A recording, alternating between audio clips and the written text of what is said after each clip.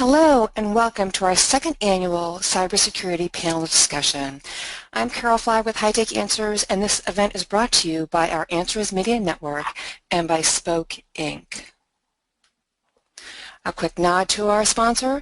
Spoke Inc. is a leader in critical communications for healthcare, government, public safety, and other industries and organizations around the world rely on the company for workflow improvement, secure texting, and more. Please visit them online at www.spoke.com. Before we dive into our panel discussion, just a few housekeeping issues. First, this webcast is best viewed in full screen mode, so you can go ahead and initiate that on your own computers at any time and you will have a better visual. Also, a recording of this event will be emailed to you post-event. I should have that sent out certainly by the beginning of the week. We are scheduled to go about 50 minutes in length, and we will be taking some questions from our audience. After that, you can use the question tool on the GoToWebinar dashboard to ask your question. If we don't get to your question, please feel free to email me offline at carol@hightechanswers.com, and I will make sure I forward your question to the right expert and panelist. And now I'd like to introduce our moderator and panelists, the all-star group here. Our moderator is David Harlow, JD, MPH. David is a healthcare lawyer and consultant with over 25 years of public and private sector experience. His focus is on digital health law and policy, starting with Hipaa and state law healthcare data privacy and security planning and compliance for covered entities and business associates. You can read his award-winning blog, healthblog.com. Panelists joining us today by phone are Mac McMillan. He's the co-founder and CEO of Synergist Tech, Inc., an authority in information security, privacy, audit, and regulatory compliance in healthcare. He is the current chair of the HIMSS Privacy and Security Policy Task Force. He also sits on several advisory boards, including Chime, AEHS, Hit Exchange, and Health Tech Industry. Learn more at www.synergisttech.com. Joining us on webcam is Lee Barrett, the Executive Director of ENAC, a federally recognized standards development organization designed to improve transactional quality, operational efficiency, and data security in healthcare. He speaks nationally on a variety of e-health topics and is involved in a number of industry coalitions promoting the use and implementation of both administrative and clinical transactions. You can learn more at enac.org. Also joining us on webcam is Bridget Wallstrom, the Senior Product Manager for Mobile for Spoke Inc., and she is an accomplished product and project management professional with expertise in all aspects of the product lifecycle and agile process management methodologies. These include ideation, strategic product road mapping, process improvement, and product launch. You can learn more at spoke.com. And finally, last but not least, and joining us also by phone is Ileana Peters, JD LLM. She is a Senior Advisor for HIPAA Compliance and Enforcement at the HSS Office for Civil Rights. She is a national lead for OCR's enforcement of HIPAA rules and works closely with the OCR's 10 regional offices to promote compliance. You can learn more at hss.gov.ocr. David, I'm going to go on mute, and I will see you back on the Q&A, and I look forward to a great discussion. Thank you, Carol, and welcome, everyone. I'm delighted to be here today with such a distinguished panel to discuss some of today's most pressing issues about cybersecurity and about healthcare. It seems to me that almost every day we're reading news about a new significant breach, a new ransomware attack, a new settlement with the HHS Office of Civil Rights. There are also other areas of concern for those of us who are employed by or who represent healthcare providers and their business associates in the health data realm. I'm thinking of Federal Trade Commission enforcement, class action lawsuits, state attorney general actions, and also individual lawsuits based on state privacy laws. But to get started today, I'd like to step back from these endpoints and the endpoints of attacks, of exploits, of lawsuits, of enforcement actions and fines, compliance agreements, and talk about how we collectively can put our best foot forward, how we can do the right thing. Well, we certainly need to be looking over our shoulders, metaphorically speaking, but for virtually my entire career, my mantra has been the practice of preventive law. As an attorney and as an advisor, I always seek to help my clients put systems and agreements in place that might anticipate what could go wrong, that can prevent at least most of the things that are likely to go wrong. And I'm sure that our panelists today have a similar mindset as well. I came across a reference to Donald Rumsfeld's memorable phrase, unknown unknowns, earlier today. And this is a category of risk that exists in healthcare cybersecurity just as it does in military planning.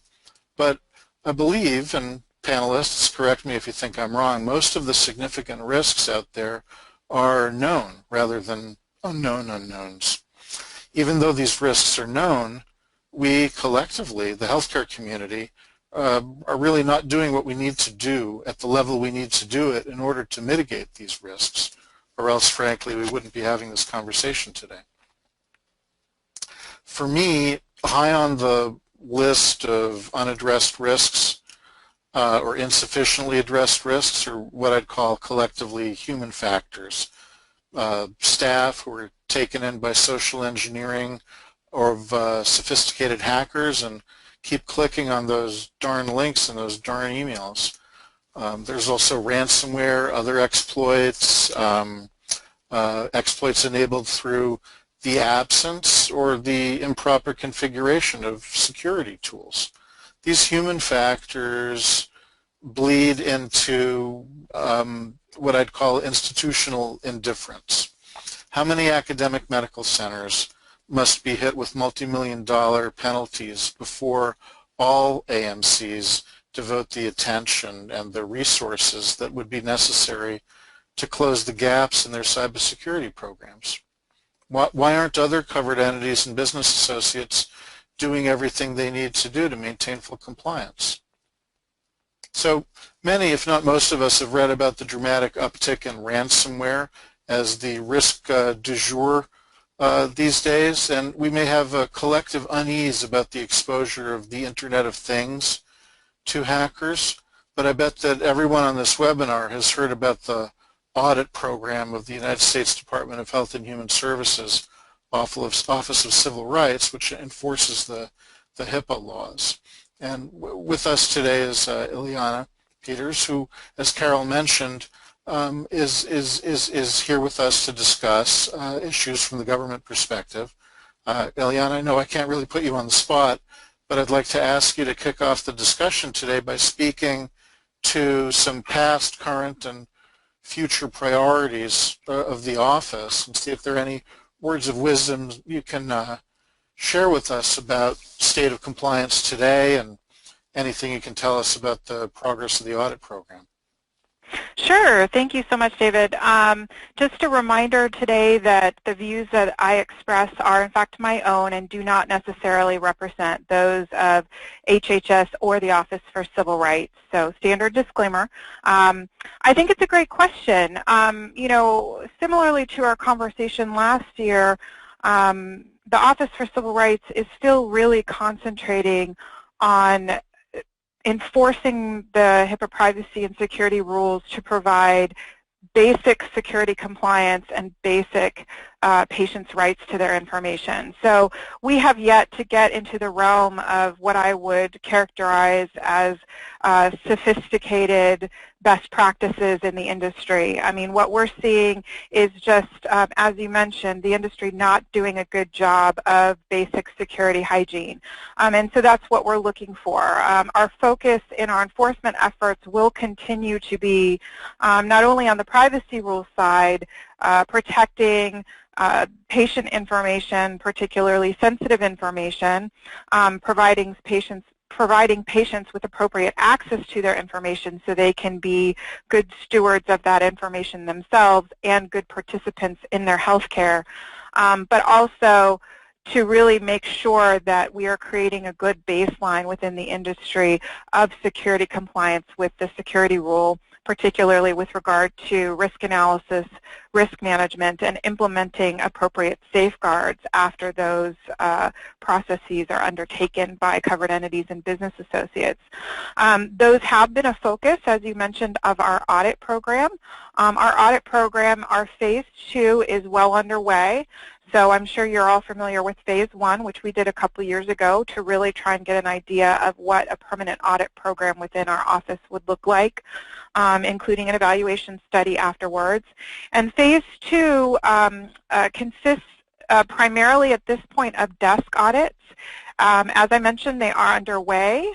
We have already provided data requests to all of the entities that will be audited in this phase two. That's 166 covered entities and 43 business associates. We are actually working right now on our final reports for some of those desk audits. We do anticipate sending audit findings out.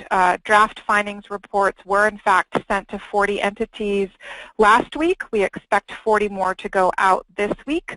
So as I said, we are moving forward with those audits. Just a reminder of the process.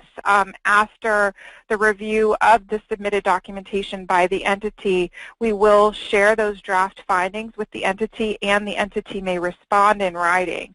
Our final audit reports will describe how the audit was conducted, present any findings, and contain any written entity responses to our drafts. Also, just a reminder that our covered entity desk audits audited against a limited set of controls, so we're not auditing the entire privacy rule, the entire security rule, and the entire breach notification rule. For covered entities, we audited against notice of privacy practices requirements and provision of the notice in electronic form, and the right to access, so individual right to access their own information under the privacy rule. Under the breach notification rule, we audit against timeliness and the content. And in the security rule piece, we audit against for risk analysis and risk management. So again, that was for covered entities. For business associates, we audited against notification by a business associate to covered entities under the breach notification rule, and again, risk analysis and risk management under the security rule. So, as I said, that's where we are with our audit program, and we're excited to continue with phase two. Great. I'm sure everyone on the call looks forward to seeing the report that comes out of this process. Are you able to estimate a timeline for when we might see a concluding report? You know, that's a great question. Certainly, I think we're hoping to pull data and start to try and figure out how we want to characterize a final report this year, but I really can't say much more than that at this time. You know, it really depends a lot on, you know, what data we can get out of our IT system, which is sometimes a challenge. So, you know, so certainly we are looking very closely at these, as we've discussed, at these audits and our findings, not only for compliance issues, but also best practices. And we hope that we can produce a report that's helpful to the public, but also to help us determine what additional guidance we may need to draft in the future as well. So there are a couple of different goals of reporting out of this program, so we're not quite sure what that report will look like yet. Mm-hmm. I have to say, from my perspective and the perspective of clients I work with, the guidance documents that you've released have been helpful. I imagine that will continue, as you said, based on the audit procedures as well as other considerations. I guess more generally, I'd like to ask, and then I'd like to bring in others to the conversation, do you see a continuation of the same level of effort in the agency given the change in administration, or is it too soon to tell? Well, I think certainly on some level it is too soon to tell because we, as you know, do not have a political appointee yet in the Office for Civil Rights. So our director is a political appointee. We have an acting director now. who has been with our agency for many years and has acted during 3 different transitions. So, so she's very capable, and the agency is in very capable hands right now. That said, we never know what the incoming political appointees' goals will be and what their approach to our enforcement will be. So we'll have to wait for that. That said, we have no indications from the Secretary, and we've met him, and spent a little bit of time with him and with his staff, and we don't have any current indications that our approach will change anytime soon, and we're looking forward to moving forward with business as usual. Thank you.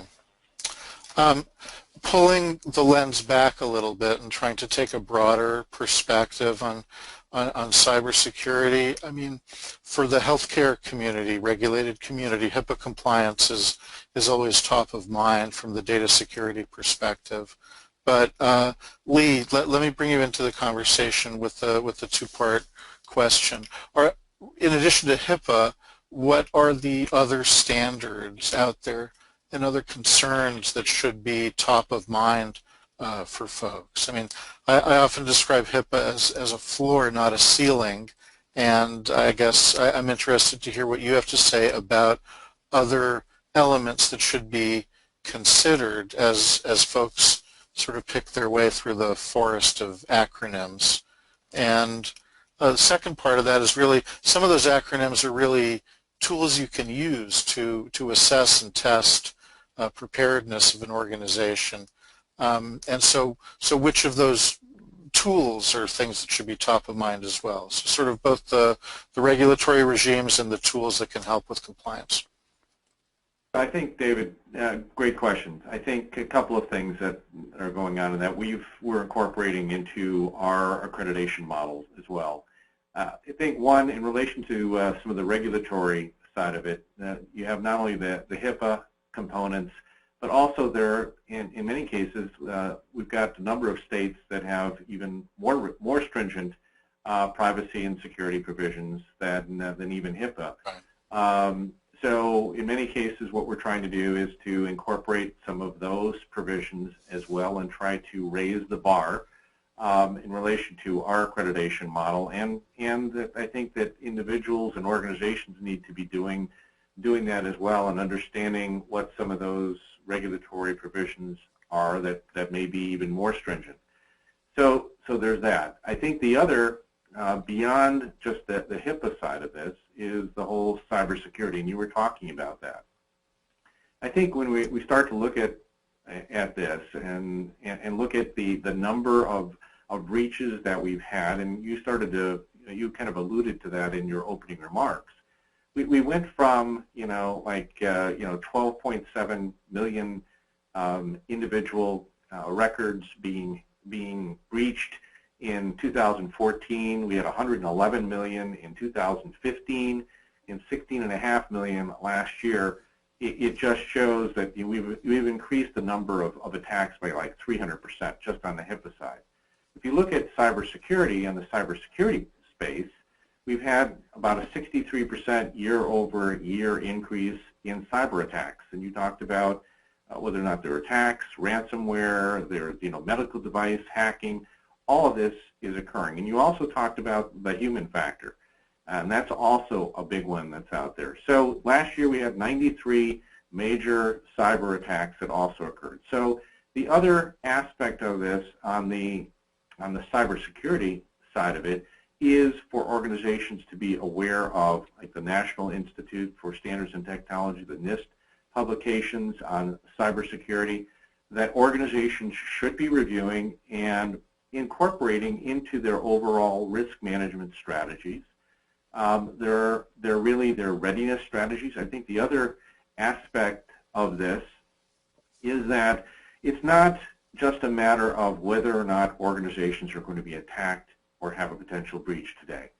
The answer is, when is that going to happen, and how is an organization going to have the type of readiness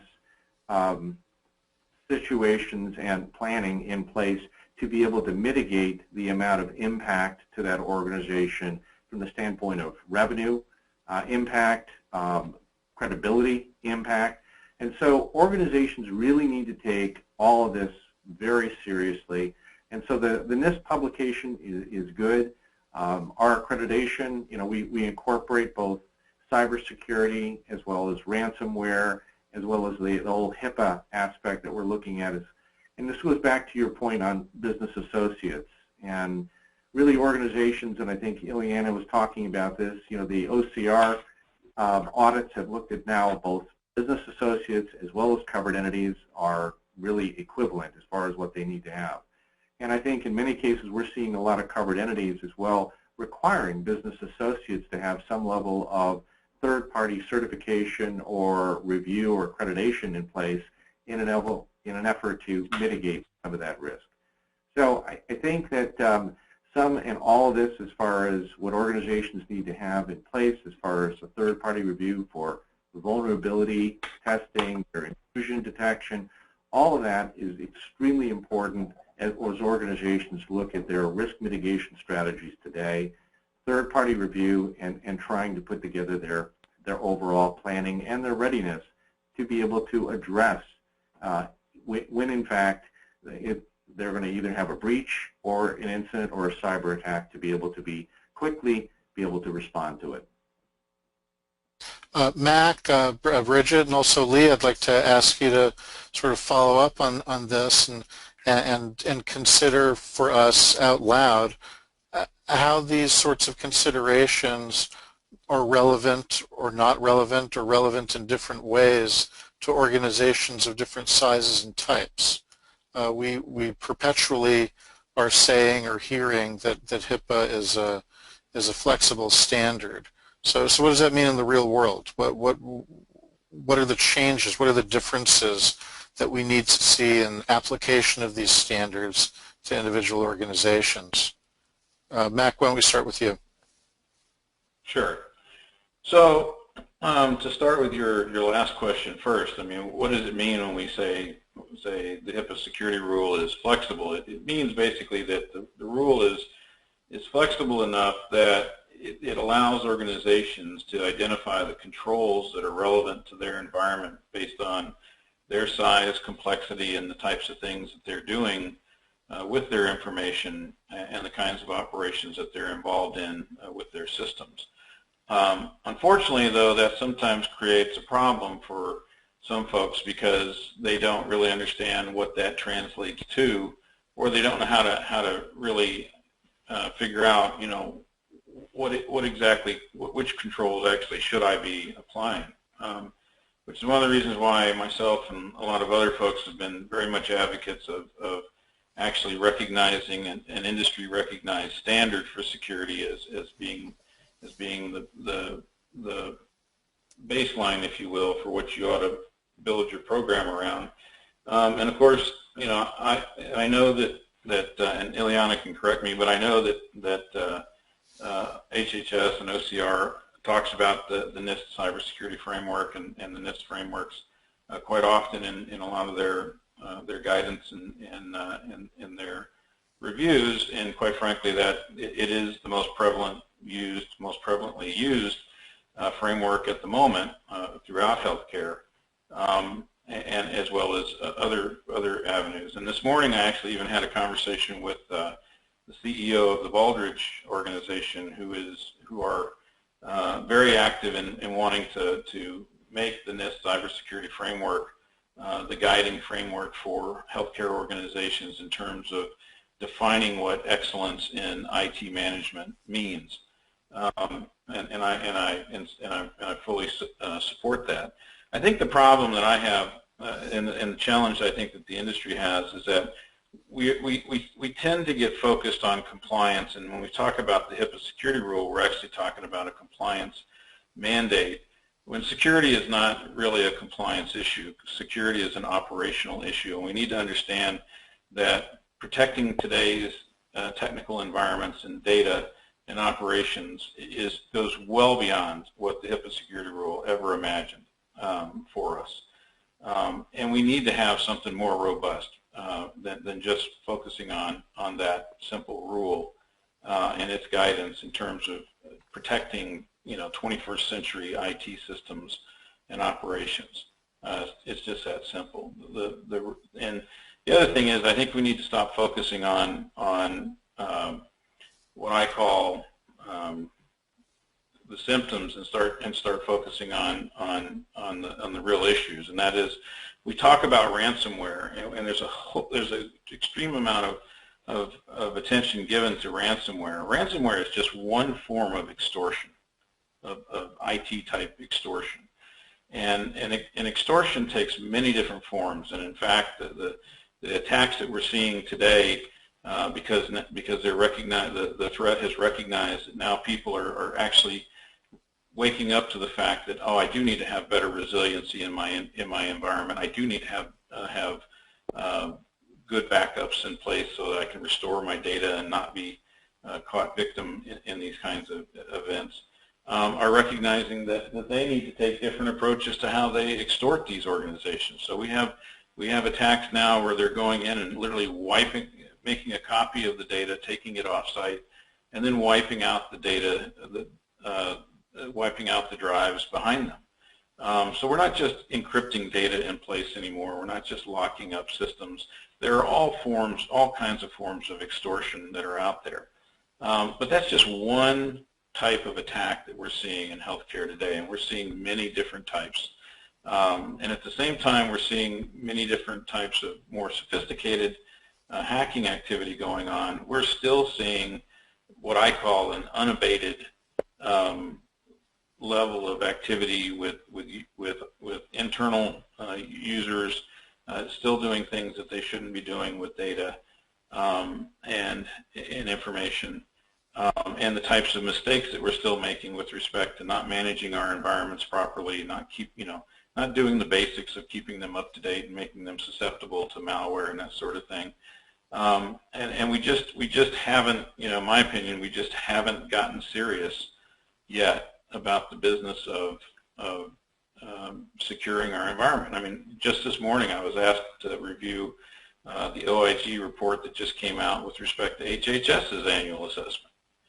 And in that annual assessment, even though it said that HHS was clearly implementing tools and technology to continuously monitor their environment, there were still almost a dozen areas of weakness in their program, which all came back to process. It all came back to discipline and how we manage our environment. And we can buy all the technology in the world. And if we had the people, we could throw all the people at it that you have.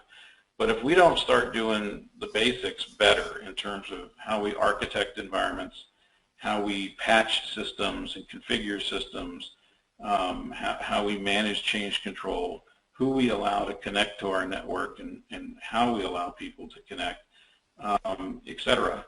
If we don't address those fundamental processes that are critical to a good security environment, all the technology in the world is not going to get us there. Right.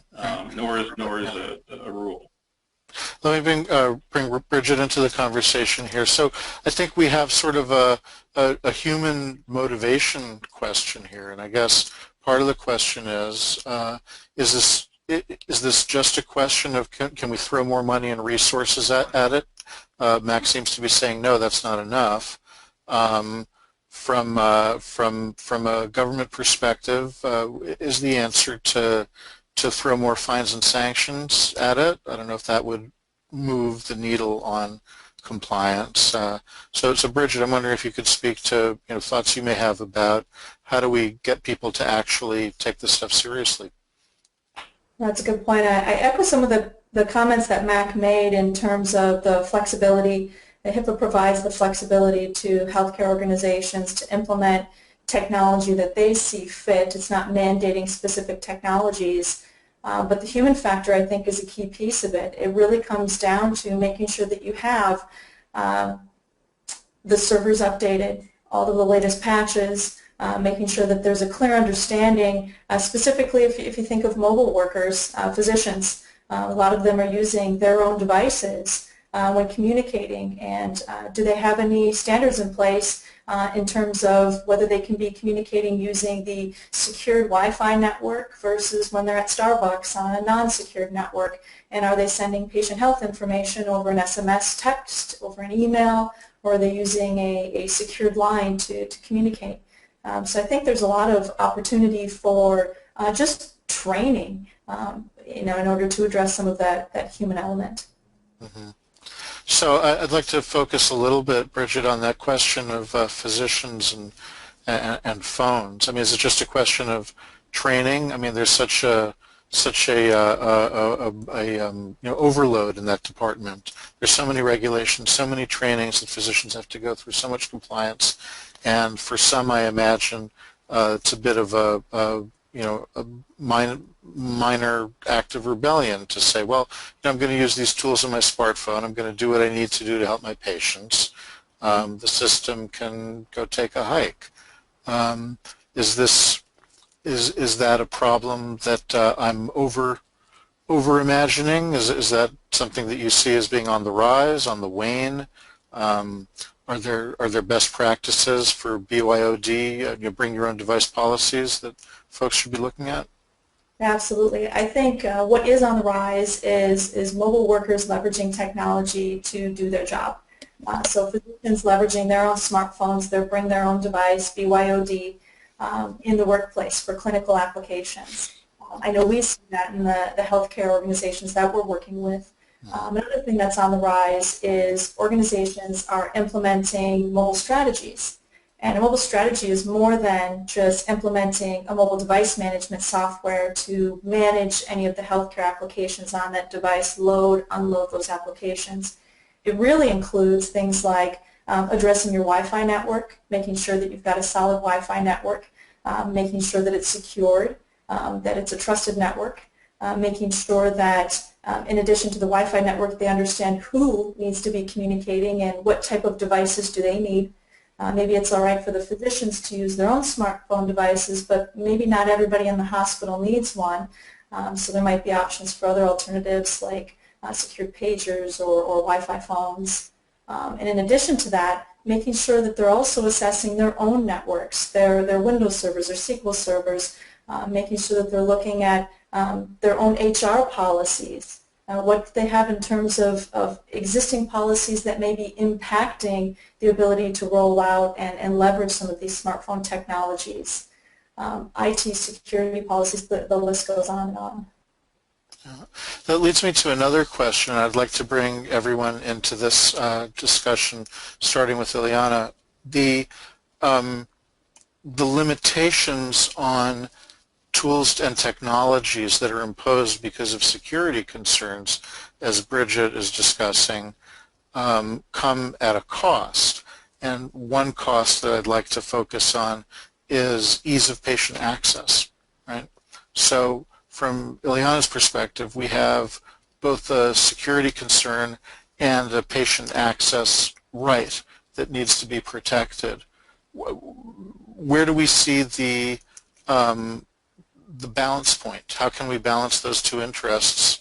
Where do we come out in a way that both protects security and honors patients' rights? Thanks, David. It's an interesting question, but I think it's a question that, for example, the financial industry has already addressed. So this is no longer, an issue in terms of, when you want information from your bank. You go to a secure website and you can get as many transactions back as you want on your bank accounts. So I think it is still an issue for covered entities that we work with in providing that information to patients.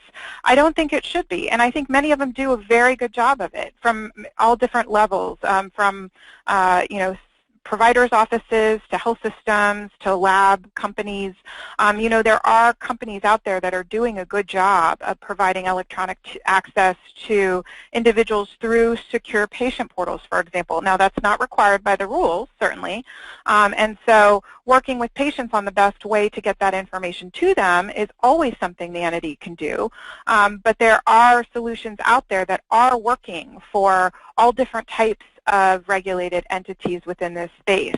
So I think it's a very important right, and it is a right that is going to become even more important as we move forward with, for example, the All of Us campaign, and that is trying as a federal government to encourage individuals to take their information and join research studies, for example, so that we can do population studies to really improve health and health outcomes for the entire nation.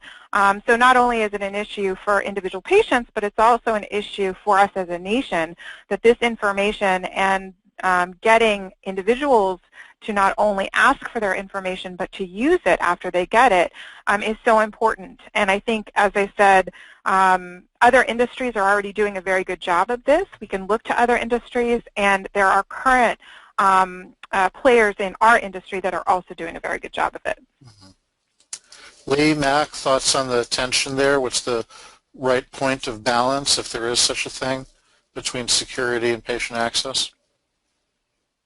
You know what, David? The one thing I would say is that I think Ileana made some good points. But and as we're starting to look at this, we're looking at adding health information exchanges, ACOs, all the analytics, macro MIPS, this is really all about big data today. And as more and more organizations are taking and trying to consolidate and integrate big data to create the right types of reporting, we look at population health stats, etc.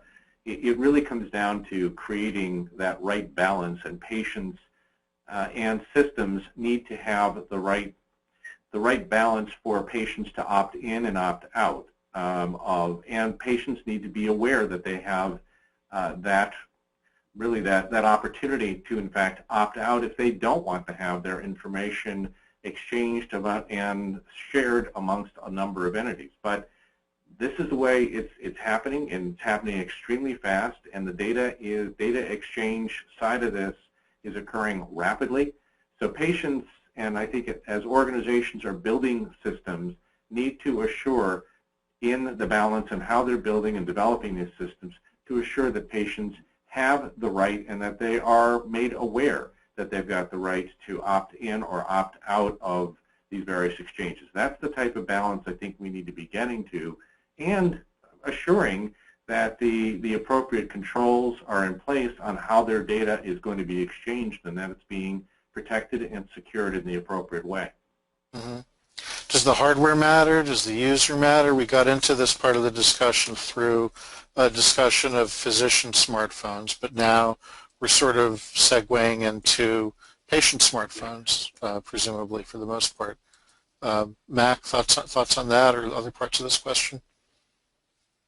So it's an interesting question because you as both Lee and Ileana articulated, you get caught up in the argument of not wanting to slow down the exchange of information for the benefit of the patient, and I think that's something we all have to always keep in mind.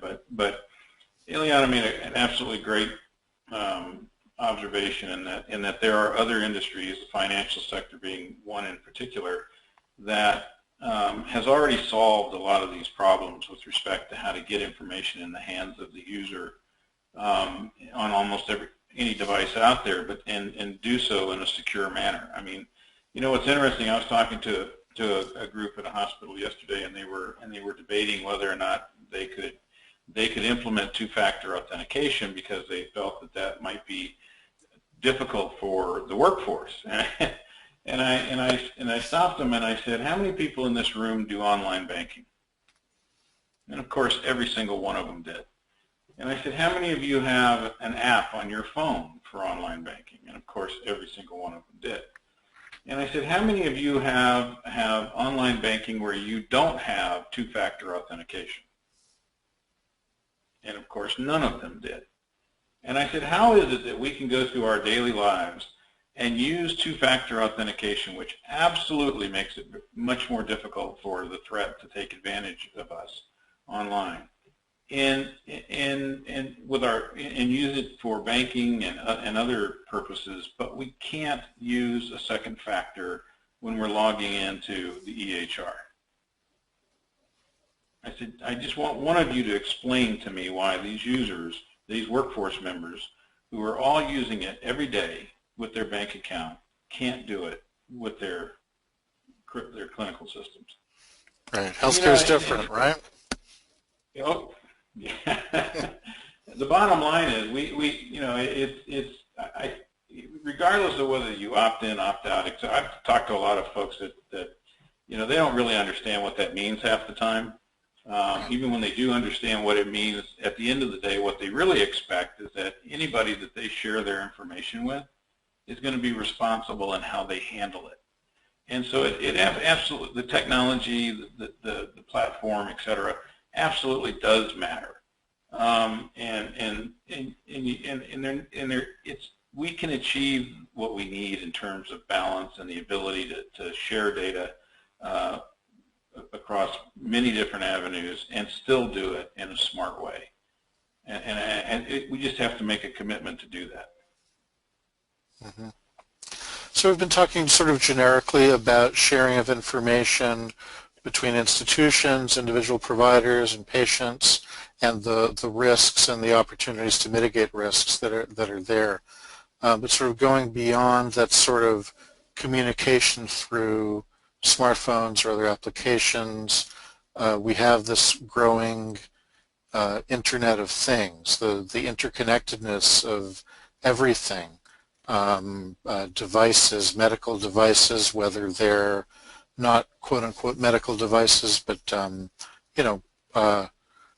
scales, even blood pressure cuffs that people are using in the home that are connecting to their providers one way or another, or something much at the other end of the scale, like an implantable cardiac defibrillator or pacemaker, something like that.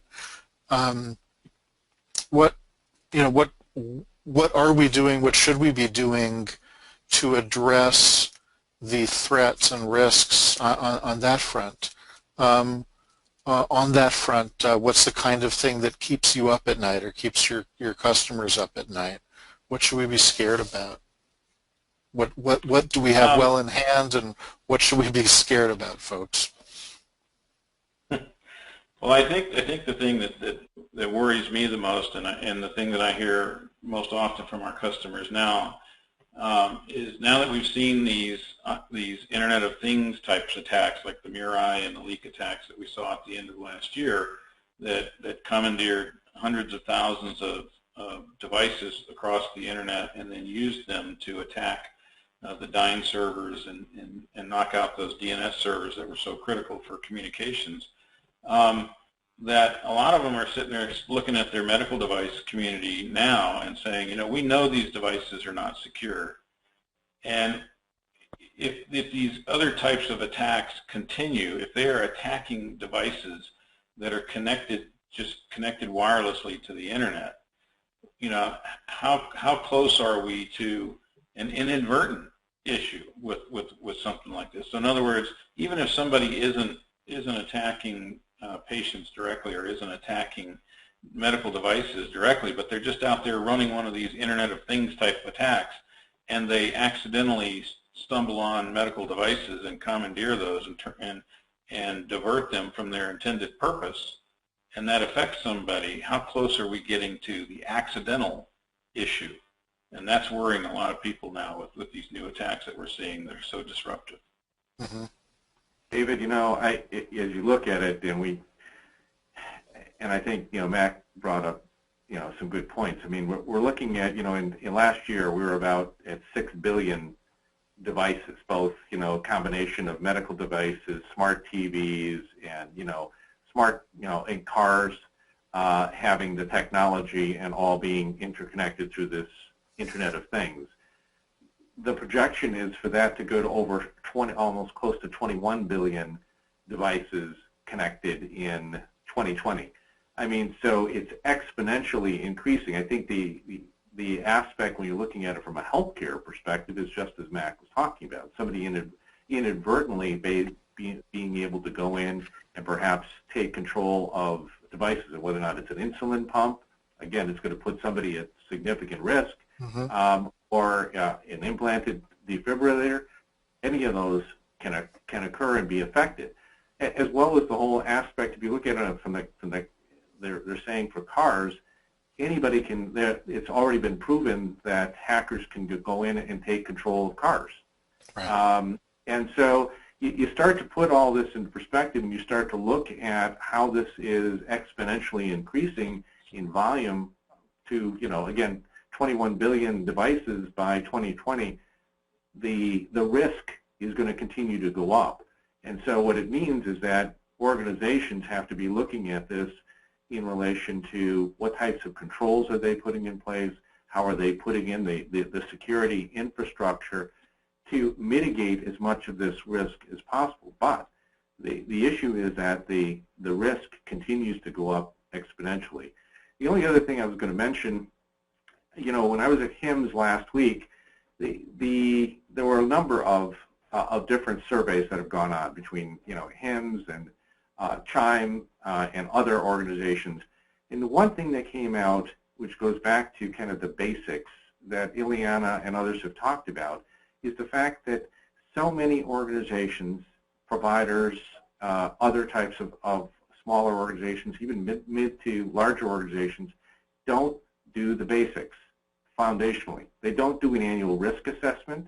They don't go through and do the type of training that's necessary and increase overall visibility. And I do think that what it's going to take is it takes more case studies and more what I would call incidents where somebody who's a friend of a provider basically gets hacked or has a fine or whatever that occurs. That's where people start to take it seriously.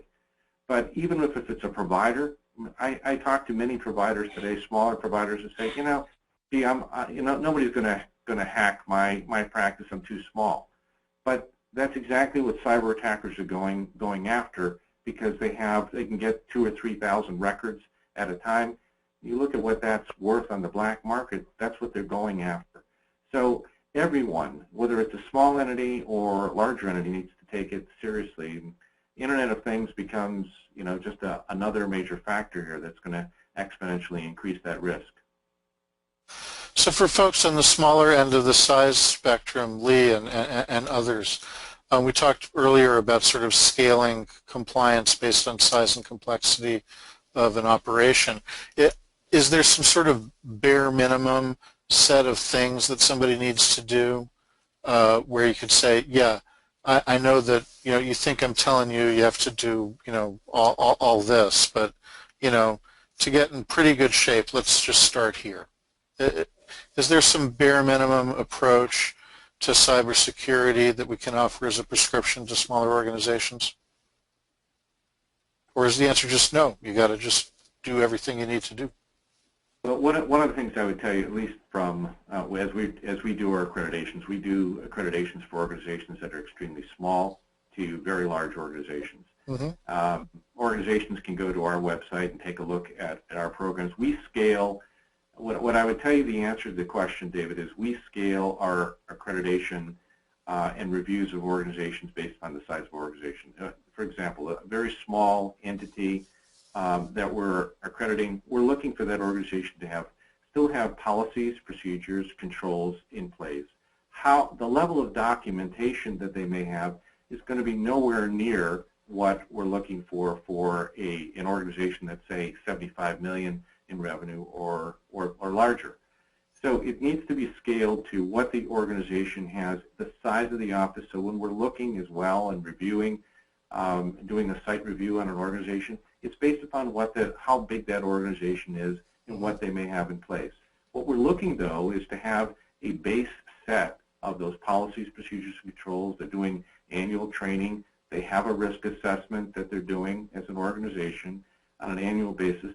But again, the level of detail that they're going to be going through, we're not looking for them to have a dissertation. We're looking for them to have a base level disaster recovery plan and how they're going to actually address this in the event that they have a breach. That's how it has to be scaled, and that's how we look at it, and I think that's how organizations need to do that. You can't apply the same level of documentation that we're looking for from one organization is not necessarily the same level, but the base level types of controls and policies and procedures need to be there based upon what makes sense for the organization. Sure. Anyone else, feel free to jump in.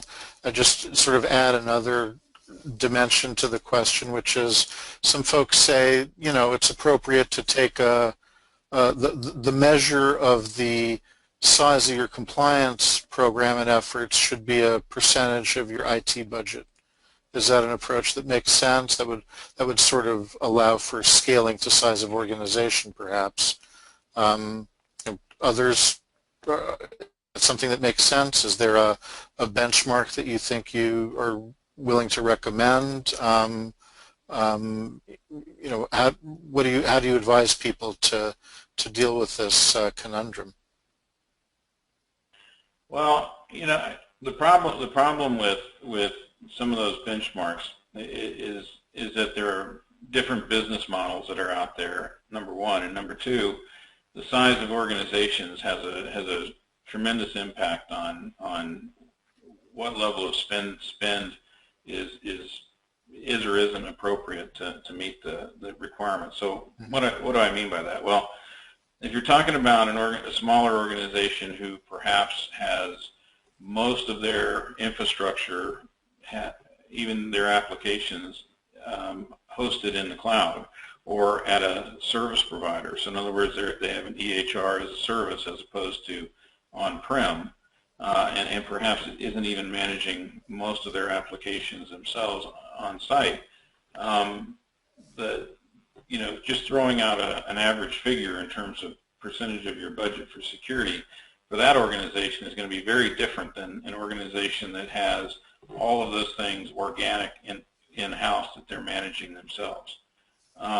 So it's kind of hard to throw something out like that and say that this is what fits everybody. Generally speaking, when you look at those numbers that people talk about, whether it's the 12 to 15% that you see in the finance sector or what have you, they're really talking about larger organizations that have IT staffs and have you know, they're more of a larger business in the sense that of what they're managing. And when you get to that, when you get to larger organizations, there is absolutely some truth to it that there's a correlation between the amount of spend on security and the level of maturity that you're likely to see in a program at an organization. So, when I hear those numbers, sometimes I just go, when we start talking about small organizations versus large organizations, you know, I feel it's not really an appropriate measuring stick. But if you're talking about just larger organizations like hospitals and IDNs and large health systems, you know, the complexity of the hospital environment today is no less sophisticated than the complexity in a financial sector organization or a large retail business. So there are some very, very common, you know, corollaries between what it takes to protect the business or secure the data in those kinds of environments that are applicable. Yeah. David, one thing I would tell you is that I know that HIMSS and Symantec did a study this past year. It was their second annual study on looking at the whole aspect of risk management in organizations. And I agree with what Mac is talking about as far as it really applies to larger organizations. You can't, in most cases, a lot of smaller organizations may be outsourcing a lot of that. But what they came up with as far as a guideline that they were looking at evaluating against was a number of between 7 to 10% of IT budget spent on, say, security, cybersecurity. That's kind of the guideline I've seen out there that organizations spend. But, so there's a benchmark, but it may or may not be applicable to all. Absolutely, absolutely. Great, great. So, I mean, another kind of concern that I think the larger organizations have, and maybe this is present in smaller organizations as well, people, you know, tell me if you feel differently, is sort of the question, of risk that's associated with the match line between different systems. So a hospital that's grown its IT organically over time has a million different systems that need to be integrated with each other. And each of those integrations is perhaps another point of risk. Is that an issue that's sort of unique to large hospitals, AMCs, IDNs, or do we see that in other settings as well? I think we see it in all sorts of settings today. And I mean, healthcare today is very much, I don't know the term to use, but we have mergers and acquisitions going on across the board in healthcare today, both right. large organizations and even small organizations that are merging together and creating larger organizations. And anytime two organizations come together or one organization acquires another, there are always things that have to be considered in that process around privacy and security, and should be. And in fact, oftentimes what our experience has been is that when larger systems are acquiring smaller systems, oftentimes those smaller systems, not all the time, but a lot of times, those smaller systems are already distressed businesses. And any time that you see an organization that is financially distressed, typically those things that are not directly related to business expense become optional, which means they stop spending money on things like annual risk assessments or security costs or things of that nature. And so a lot of times these organizations that are acquired are not at the same level with respect to security as the organization that's acquiring them. We also see hospitals now, large health systems that are beginning to spin off hospitals. You know, the community health situation is one in particular. You see them Sure. almost appearing to have a fire sale of hospitals, Right. And we know that they're in having issues. So the question is, what condition are those organizations in that you're acquiring? And you need to figure that out. You need to figure it out as part of that M&A process, so that you know what you need to address once you begin to connect them to your back end. Right. Absolutely. David, I think we've come a long way, in relation to interoperability, and we've seen a lot of progress there in that whole aspect of trying to reduce the number of interfaces. But I still go into hospitals that you were talking about. I still see different setups in which you have over 150 different interfaces between different systems and devices, and those are all risk points, as you were talking about.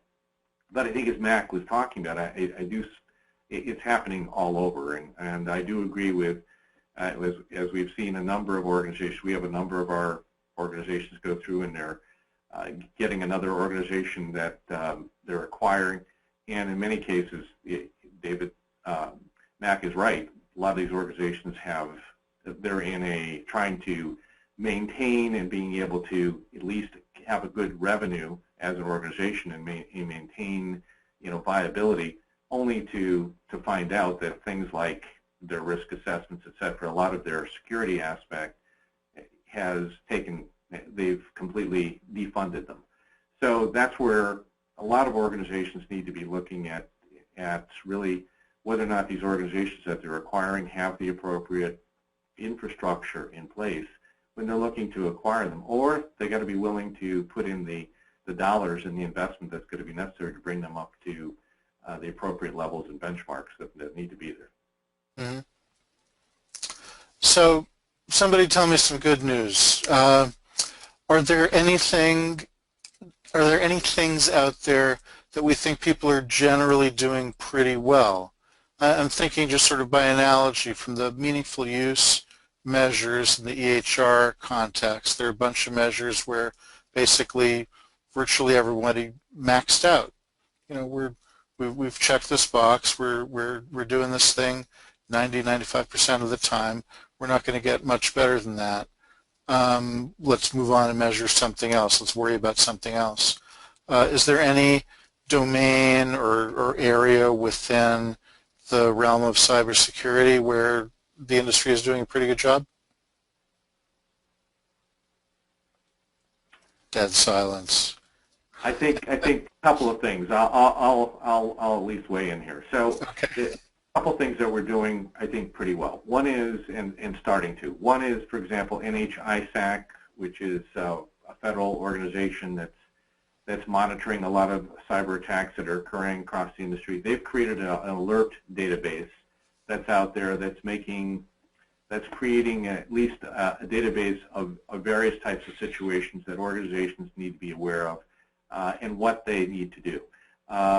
HITRUST is also doing something like that, and we've partnered with HITRUST on creating a combined accreditation and certification model as well. They've created an alert database as well. I think there's a lot of things that are going on, David. I could tell you that as far as resources that people can avail themselves of today that were probably not there even a couple of years ago. So there are great resources that people should use. There are some great use cases. There's some great tools. The Nist documentation that we talked about are right. all that people should make themselves aware of. Great, great. Yeah, all good things. Other thoughts? Others on the panel? Well, I think there's some bright spots out there, and we have some health systems out there that one of the things that the AHIS group, now that the CISOs have and I'm assuming everybody understands who AHIS is. It's the Association of Executives in Healthcare Information Security under the CHIME organization. There's been a lot of progress in the last year. That group, by the way, grew from 0 to almost 500 members in less than a year and a half, which is pretty amazing. So there are lots of folks out there now that are involved in information security and healthcare that are beginning to communicate with each other through these different venues that have been talked about already. And these folks they're very enthusiastic about what they're doing. They're very enthusiastic about building better platforms for the entire community.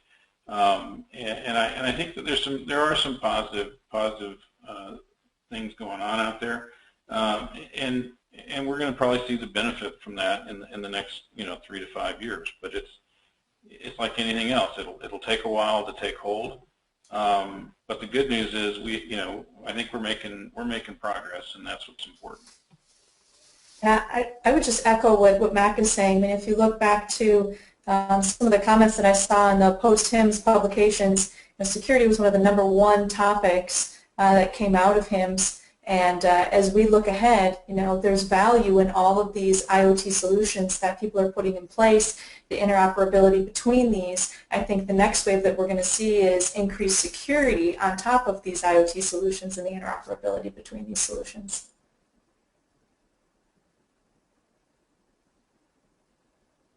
Eliana, any thoughts from your perspective about what you see people doing right?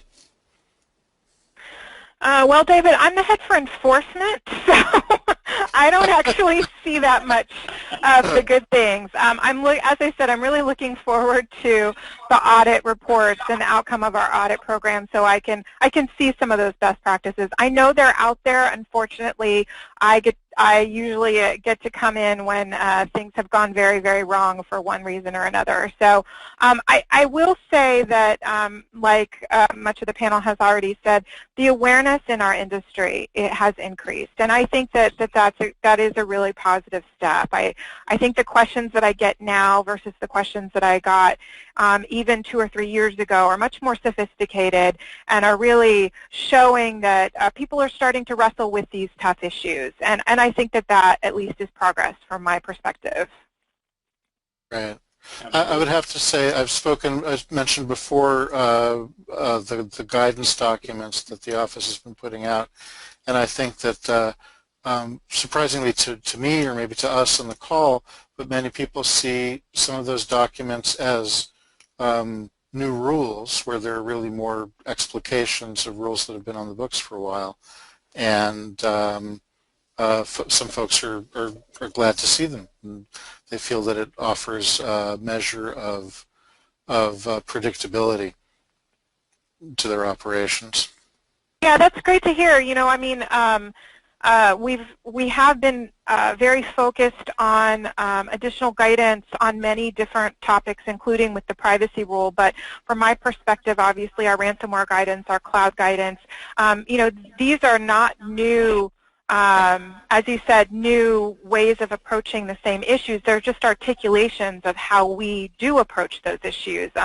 We are preparing more guidance to come, hopefully very shortly as well, on how we do enforcement and how we calculate CMPs and settlement agreements. Again, all of that is in the enforcement rule, but we want to help with the transparency and help people understand what that means from a practical perspective. So always glad to get suggestions for additional guidance. You know, we're working on revising guidance, working with Nist on guidance. So, you know, so as I said, we are always glad to hear that people find it helpful, and we'll continue to do our best to get those guidance documents out. Excellent. David, I think the other thing that Ileana, I got to tell you as well, I think as we're talking about increased awareness, I think the OCR website, where a number of these different breaches have occurred, and the information that's being shared and the transparency through that has also increased awareness. And I think more and more people, as far as the audit process, are aware of what OCR is doing. And I think they're going to that website. They're looking at various scenarios that have been identified there, and I think that helps as well organizations take things a lot more seriously as well. All good to hear. Great. Hello? Hello. Hi, it's Carol. I'm back on. Great. Carol, I don't know if we've gotten any questions from the audience or other points that are worth bringing into the discussion here.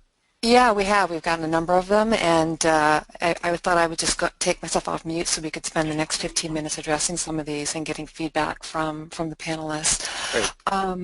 One sort of interesting question, and there we go. Bridget, you actually talked about the people factor as part of your conversation, and this person, when you were talking, chimed in and said there was an article recently that I read that young people have a reduced sense of privacy, sensitivity to privacy. Do you find, or any of the panelists, do you find there's an age-related problem here when it comes to those security attacks that are, you know, put the thumb drive in, downloaded a file, did something on Facebook while at work, generationally, or older people just more security aware than younger people? Well, I'll take a first stab at this. I think just generally speaking, our younger generations are, they grew up with social media being the norm. They grew up exposing things that I think some of the older generations, including myself, weren't really used to sharing so widely and so publicly. So I think in general, some of the younger generations are more comfortable sharing more information and therefore have a lower threshold to security and privacy. I'm interested in what others might have to say on that. I have sort of the opposite perspective personally. I've seen older folks, myself included, sort of not being that concerned about privacy settings in social media contexts, for example, where my kids and their generation are intensely interested in privacy settings and who sees what and who has access to what. Some of us were talking earlier about webcams. My teenage daughter, with no prompting from me, put a piece of duct tape over her webcam on her laptop. She goes, yeah, no, that's not a good thing. So I think the younger folks have a pretty high degree of sensitivity to privacy concerns. So I it's really interesting because I sat in on presentation not too long ago by a social scientist, I guess is what her title was, and basically she's one of these people that studies the generational norms, and I think what we're seeing is we have different generations are approaching this in different ways, and I agree with that. Some of our older folks are not paying attention to those settings and whatnot in social media because, quite frankly, they're just really not that good at using those things, and in many cases they don't understand what all those settings are and how to use them, and I say that because I have an 85-year-old mother who lives with us, and we spend a lot of time helping her understand how to use her smartphone and social media and whatnot to communicate with her family and her grandchildren and great-grandchildren, etc. By the same token, if you look at the people in my generation that are now in their 60s, we tend to be very private. We tend to, in many cases, a lot of our generation isn't even on social media. In some cases, some of us don't even use it that much because we don't trust it. But when you go down to the generations that are in their 30s and 40s, these are the folks who really started this whole revolution around social media, and they tend to represent what you talked about earlier, which is the folks who are not as concerned, or who weren't as concerned with their privacy, and would essentially talk about just about anything in group settings or in social media, and have now been the victims of some of the backlash of some of that, as well as some of the crime that we've seen on the net now with respect to social media. And now we have a new generation, as she described it, of these even younger folks that are in their teens and early 20s who have witnessed this, and who are now being much smarter about utilizing their privacy settings on social media and on who they're communicating with, etc., because they've become sensitized to the fact that, oh, everything you put out there, it doesn't necessarily end up in a very positive manner, number one. And number two, everybody that you contact or communicate with out there is not necessarily your friend or has your best interest in mind. And I read a report just recently that talked about a new form of extortion, where cyber criminals are extorting young people over the net through social media by getting them to post information or pictures or whatnot that puts them in compromising positions, or their families, and then they extort these young people through their family, through the social media.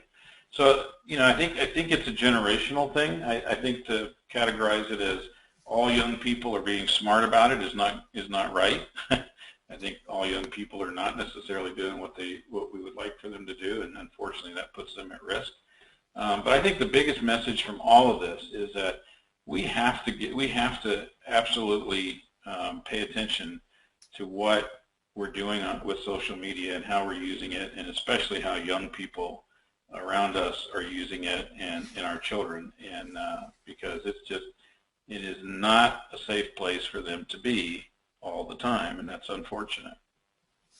David, one thing I was going to just add to, you were talking about your daughter putting a piece of duct tape over the webcam. About 90 days ago, there was you want to talk about how important it was.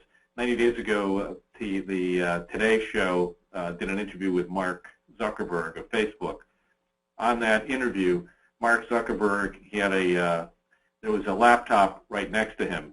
He went over, stopped the interview, went over, put a piece of tape over the webcam before he actually continued with the interview, because of the concern that he had, and who has more infrastructure than probably Mark Zuckerberg at Facebook, but he was concerned as well that they can and take control of his laptop and his webcam.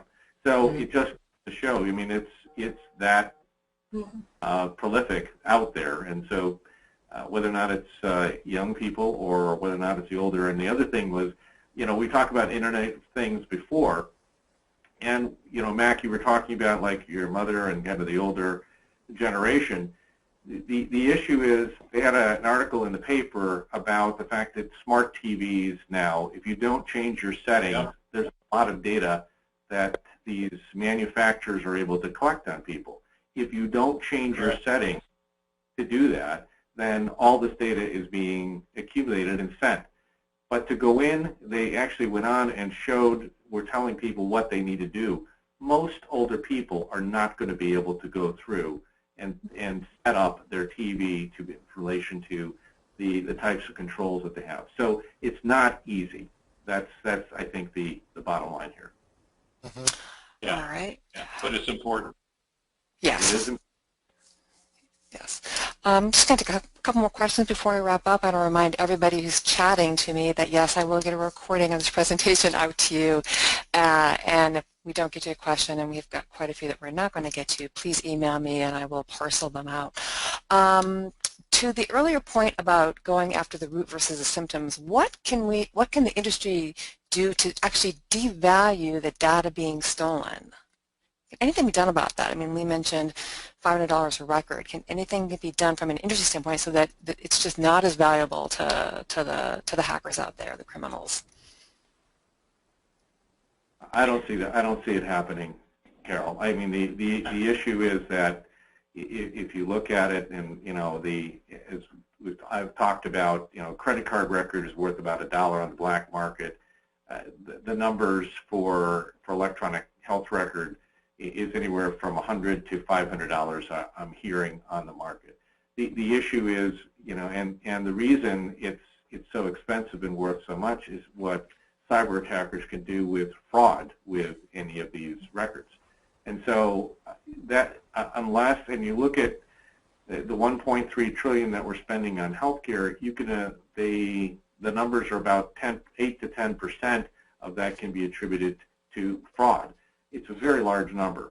And so the issue is that unless that's going to be addressed in some way, and we reduce what that's actually worth, and we reduce the amount of fraud, the answer is it's just a very lucrative way for cyber attackers to make a lot of money. And so whether or not it's a smaller provider thinking that their practice is not vulnerable to a larger entity, the answer is it's all vulnerable, because they're going after a couple thousand records to a couple hundred records, and there's a lot of money to be had with that. Hey, Carol, this is Ileana. I just wanted to, sorry, David. I just wanted to weigh in. I absolutely agree with what Lee has said, but I do want to emphasize that that is one of the reasons that the patient right to access under the HIPAA privacy rule is so important. Because if we can educate consumers of healthcare to check their health records the way we educate consumers of finances to check their credit records, then we can combat this. We can, if people are more aggressive about getting access to their records, knowing who has seen their records, knowing what's in their records, and identifying for covered entities where the errors are, such that the entities can remedy those mistakes, then perhaps there will be less incentive to go after healthcare records. So, so I think a lot of what we are trying to do at OCR is to educate our public campaigns that we're working on right now and that we've worked on in the past to individuals are about the power of the information in those records. And our last campaign was called Information is Powerful Medicine, because it's really about educating consumers on what they can do with their own information and monitoring their own information. And covered entities, rather than putting up barriers, as some do, to patient access to information, should be leveraging those relationships to educate their consumers about how to use this information in ways that are also beneficial to those entities. Couldn't agree more. Some of the barriers that some folks put up in that context in the past year included situations where there was medical identity theft, and a provider, when asked for full access to a patient's electronic health record by the patient was told, well, there's someone else's health data in your record, so no, we can't give you your EHR. Right, and David, that's obviously something that OCR has said is not okay. Yes, no, I know. That's the end of the story, is that you've spoken out about that, of course.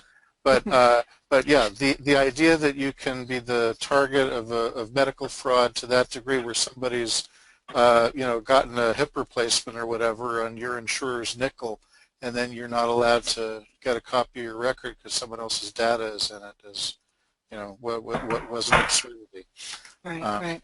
Yeah. So I mean, to the question that Carol raised, even where we have encryption of data or tokenization of data, and sort of the most secure programs in place, we still have these human factors where through phishing attacks or otherwise, the encrypted, tokenized data can still be accessed by the bad guys. So to me, the weakest link continues to be the human factors and the need for training, testing, sending out at random fake phishing emails to folks within an organization to see if they've assimilated the training sufficiently. Yeah. With that, guys, we've run over our time, so thank you so much for staying on with us. I'm going to wrap it up right now. And again, there are quite a few questions out here that we'll start to get to remotely, offline. We'll get a copy of the recording out to all of you. And I just want to thank all of you, Bridget, Ileana, Lee, Mac, and of course, David. Thank you so much for your time today. This has been a great panel discussion, and we appreciate it. Thank you all. Thank you, Carol. Bye.